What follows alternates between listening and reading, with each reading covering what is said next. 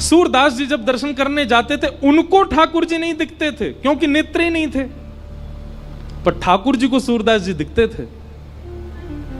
और सूरदास जी रोज जाते और जाकर के अपनी पेटी खोल करके वही राग गा देते, वही श्रृंगार बता देते जैसा ठाकुर जी का श्रृंगार होता था। सूरदास जी की परीक्षा लेने के लिए आज गुसाई जी ने ठाकुर जी निर्वस्त्र खड़े कर दिए। बोले आज देखें सूरदास कहा गावे को। रोज कपाट खुलते सूरदास जी कहते आज तो ठाकुर जी ने नीले पीतांबरी पहनी है, ऊपर मोतिन की माला पहनी है, आहा कैसो टिपारो धारण कियो है, कानन में मत्स्याकृत कुंडल पहने। और जैसे जैसे सूरदास जी बोलते वैसा ही श्रृंगार ठाकुर जी का। आज गुसाई जी ने ठाकुर जी निर्वस्त्र ही खड़े कर दिए। ठाकुर जी तो निर्वस्त्र ही बढ़िया लगे, हर स्थिति में बढ़िया लगे।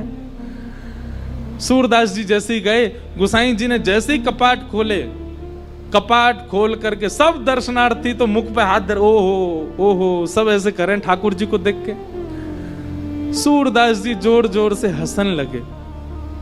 गुसाई जी बोले कहो सूरदास ठाकुर जी कैसे लग रहे हैं, ठाकुर जी को आज श्रृंगार कैसा है। सूरदास जी बोले आज तो ठाकुर जी बहुत ही प्यारे लग रहे हैं। बोले वो तो लग रहे हैं लेकिन लग कैसे रहे हैं ये तो बताओ, आज पोशाक कैसी है ठाकुर जी की।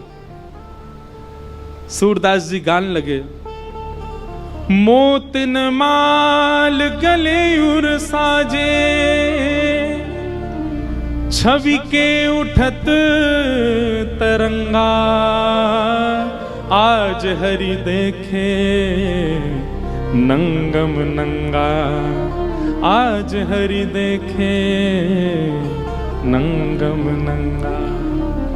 वो गुसाई जी आज तो ठाकुर जी ने केवल एक मोती की माला पहनने की और ऊपर से नीचे तक कछु पहनो ही नहीं, आज तो ठाकुर जी नंगे खड़े हैं।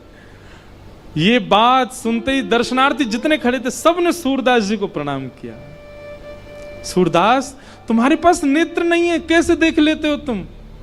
सूरदास जी कहते हैं भैया तुम सबन को नेत्र ठाकुर जी ने हमारे दिए कि तुम ठाकुर जी को देखो, मोको नेत्र नाय दे करके ठाकुर जी ने ये योजना बनाई, सूरदास तो मैं देखूंगा, मैं तोय देखूंगा, या हमारे तोय नेत्रन की आवश्यकता नहीं है। अपने आप को ऐसा बनाओ। वृंदावन में भीड़ करने से कोई फायदा नहीं, वृंदावन जाने से कोई फायदा नहीं। आप कोई बहुत श्रेष्ठ बनकर के वृंदावन चले गए, निश्चित है आपको वीवीआईपी दर्शन हो जाएगा। संसारी श्रेष्ठ बन के जाओगे तो वीवीआईपी दर्शन हो जाएगा। वृंदावन जाओ तो ऐसे बन के जाओ कि लाखों में पीछे भी खड़े रहो तो ठाकुर जी तुमको देख लें, ठाकुर जी की दृष्टि पड़े, ठाकुर जी को अनुग्रह। और ऐसे बन के जाओ कि ठाकुर जी की दृष्टि के अधिकारी बनो।